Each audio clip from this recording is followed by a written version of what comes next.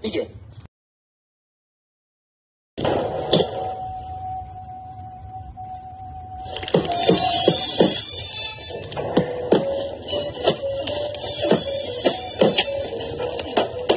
Oh, you're using Bonetti's defense against me.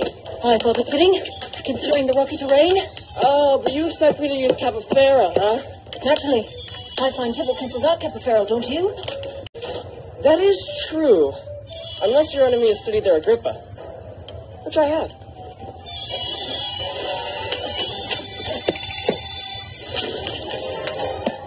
You're wonderful. Thank you. I've worked hard to become so.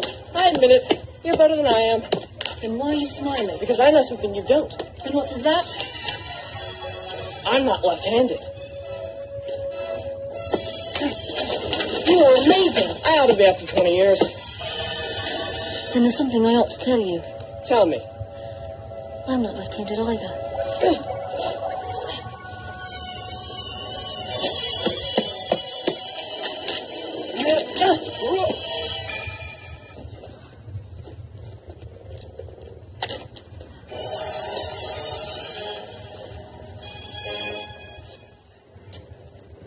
Who are you? No one of consequence. I gotta know. Get used to disappointment. Okay.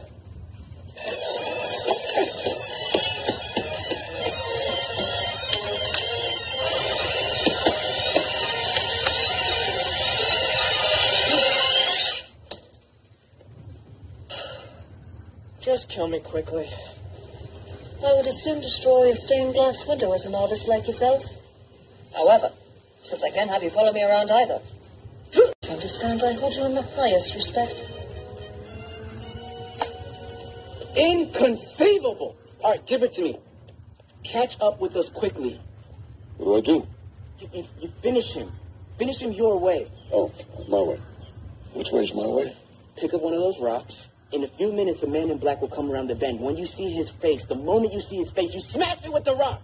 Get it together. Let's go. My way's not very sportsmanlike.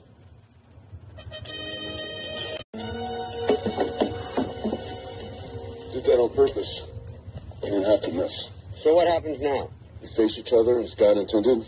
Sportsmanlike. No tricks, no weapons. Frankly, I think the odds are slightly in your favor at hand fighting.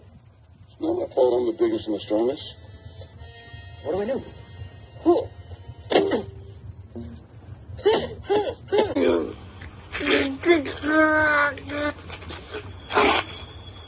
Look, are you just fiddling around with me or what?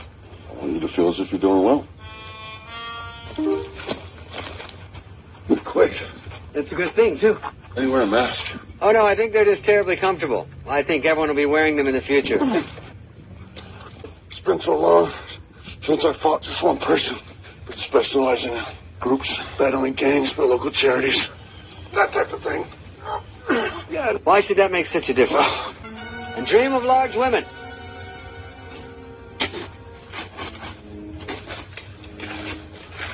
There was a mighty duel. 2 masters. The battle raged all over. Who won? How did it end? The loser went off alone. The winner followed these footsteps towards Gilder. Should we track them both? The loser is nothing. Only the princess matters. This is clearly all set up by the warriors of Gilder. We must be ready for whatever lies ahead. To you, and it is down to me. If you wish her dead, by all means, keep moving forward. Let me explain. There's nothing to explain. You're trying to kidnap what I've rightfully stolen. Perhaps an arrangement can be reached. There can be no arrangement in your killing her. There can be no arrangement, and we are at an impasse. I'm afraid so. I can't compete with you physically, and you're no match for my brains. No, that's smart. Have you heard of Plato, Aristotle, Socrates? Yes? Morons. Really? In that case, I challenge you to a battle of wits. For the princess? To the death? I accept. Then pour the wine.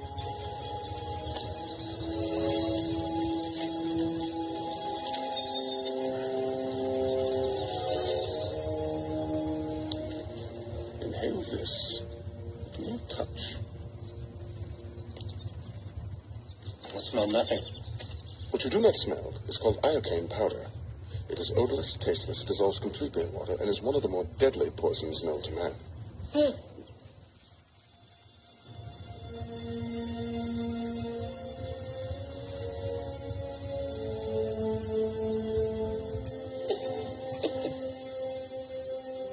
All right. Where is the poison? The battle of wits has begun. It ends when you decide and we both drink and find out who is right and who is dead. But it's so simple. All I have to do is divide from what I know of you. Are you the sort of man who would put the poison into his own goblet or his enemy's? Now, a clever man would put the poison into his own goblet because he would know that only a great fool would reach for what he was given. You're just stalling now. You'd like to think that, wouldn't you? You've beaten my giant, which must mean that you're exceptionally strong. So you could put the poison in your own goblet, counting on your strength to save you. But you've also bested my Spaniard, which means you must have studied. And in studying, you learned that man is mortal. So you would have put the poison as far away from yourself as possible, so you can clearly not choose the wine in front of me. You're trying to trick me into giving something away. Won't work. It has worked. You've given everything away. I know where the poison is. Then make your choice. I will, and I choose. What in the world can that be? What? Where? I didn't see anything. Oh, I could have sworn I saw something. Oh, well, no matter. What's so funny? Tell you in a minute. But first, let's drink. You from your glass, and me from mine.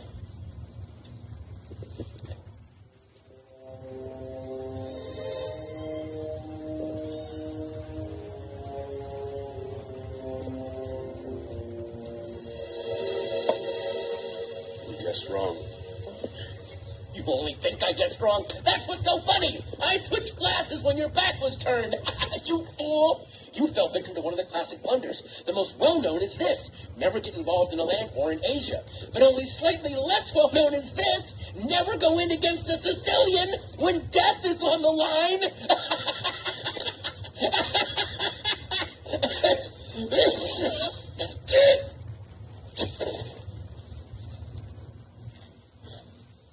And to think, all that time it was your cup that was poisoned. I poisoned both the glasses. I spent the last few years developing an immunity to iocane powder. I'll bet my life on it. And there are the princess's footprints. She's alive, or she was an hour ago. If she is otherwise when I find her, I shall be very put out. Bugle? Bugle? I know who you are. Your cruelty reveals everything. You are the Dread Pirate Roberts admitted. With pride. What can I do for you? You can die slowly, cut into 1,000 pieces. Hardly complimentary, Your Highness. Why loose your venom on me? You killed my love. It's possible. I kill a lot of people. Who was this love of yours? Whether prince like this one, ugly, rich, and scabby? No, a farm boy. Poor and perfect, with eyes like the sea after a storm. On the high seas, your ship attacked, and the Dread Pirate Roberts never takes prisoners. I can't afford to make exceptions. Once word leaks out that pirate's gone soft, people begin to disobey you, and then something that work. My pain! Life is pain, Highness. Anyone who says differently is selling something. I remember this farm boy of yours. It should be, 5 years ago? Your body? Nothing you can say will upset me. He died well. That should please you. No bribe, attempts, or blubbering. He simply said, please, I need to do it. It was the please that caught my memory. I asked him what was so important for him. True love, he replied. He spoke of a girl of surpassing beauty and faith. I can only assume he meant you. You should bless me for destroying him before he found out what you really are. And what am I? Faithfulness, he talked of, madam. Your enduring faithfulness.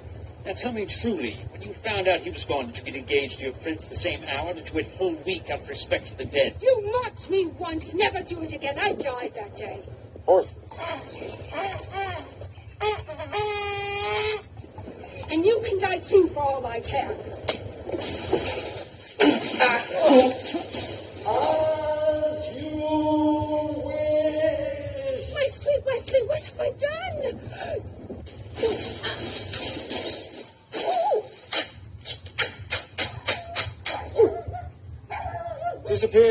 must have seen us coming.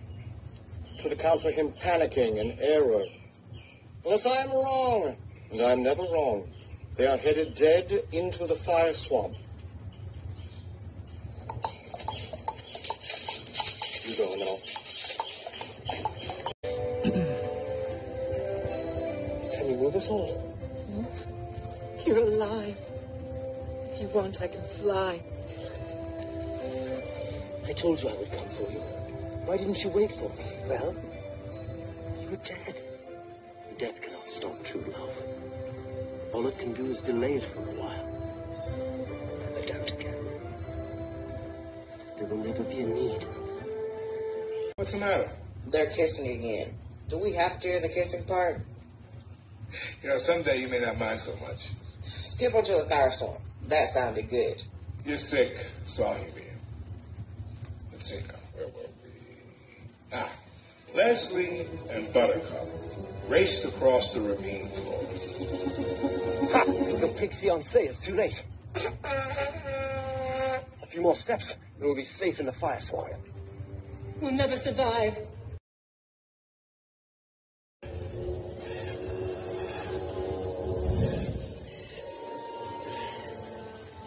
It's not that bad. I'm not saying I'd like to build a summer home here, but the trees are actually quite lovely.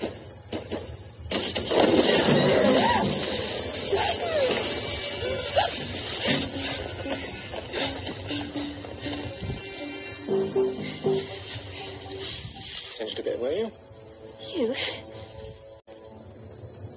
You see, what I said before about saying please was true. Finally, Roberts decided something. He said, You never had a valet. Contrived it, right? I'll most likely kill you in the morning. 3 years, he said that. Good night, Wesley. Good work. Sleep well. I'll most likely kill you in the morning. It was fine time for me. I got the fence. Fine. Well, Roberts had gone so rich, he wanted to retire. So he took me to his cabin, told me a secret. I am not the Dread Pirate Roberts. My name is Ryan.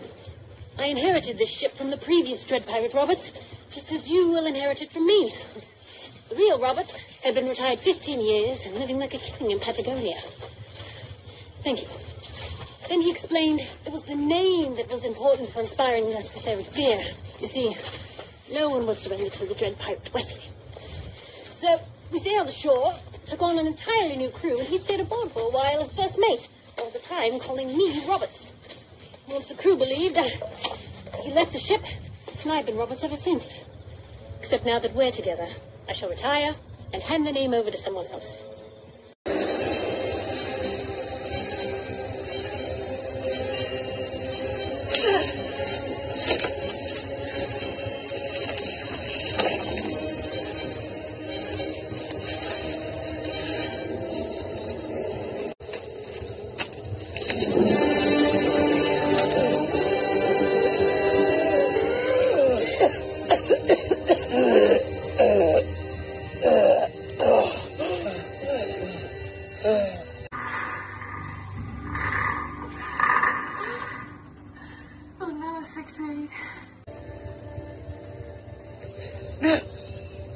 We've already succeeded. Oh, come on. What do we have to fear here? The fire? Not a problem. The quicksand, well, we got out of that, didn't we? Very, very quick. But what about the ROUSs? The huge rodents? I don't think we're going to have a problem with them. Oh, shit! Rat!